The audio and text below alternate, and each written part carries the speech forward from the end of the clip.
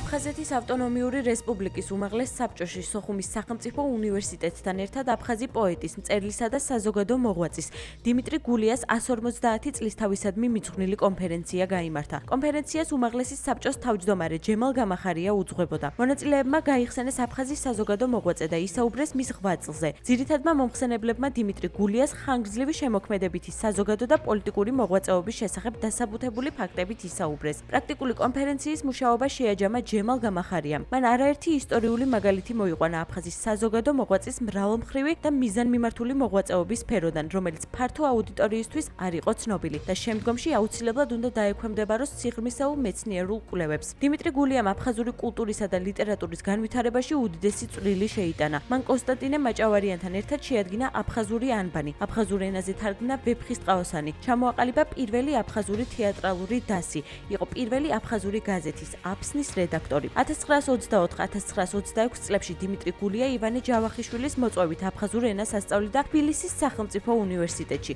1937 წელს კი მას აფხაზეთის სახალხო პოეტის წოდება მიენიჭა. კონფერენციას აფხაზეთის უმაღლესი საბჭოს დეპუტატები და უმაღლესი საბჭოს აპარატის წარმომადგენლები ესწრებოდნენ. დიმიტრი გულია აფხაზი ხალხისთვის არის ალბათ ესეთი ყველაზე დიდი ისტორიული პიროვნება და არა მარტო აფხაზი ხალხისთვის, არამედ სრულიად საქართველოსთვისაც ის ძალიან მნიშვნელოვანი პიროვნება და დიდი მოღვაწე გახლავთ. ჩვენ პატივსცემთ მის იდეებს, უპირველეს ყოვლისა ეს ნიშნავს იმას, რომ ქართველები და აფხაზები ეს ისტორიულად ერთი ხალხია, ისტორიულად ისინი ყოველთვის ერთ სახელმწიფოში ცხოვრობდნენ, მათ ერთი კულტურა ჰქონდათ. მე ქეთს ვიხრი მისი სახელის წინაშე, მისი ხსოვნის წინაშე, ამ არაჩვეულებრივი პიროვნებისა, რომელმაც მთელი თავისი სიცოცხლე დაუთმო აფხაზი ერის სწორ გზაზე დაყენებას.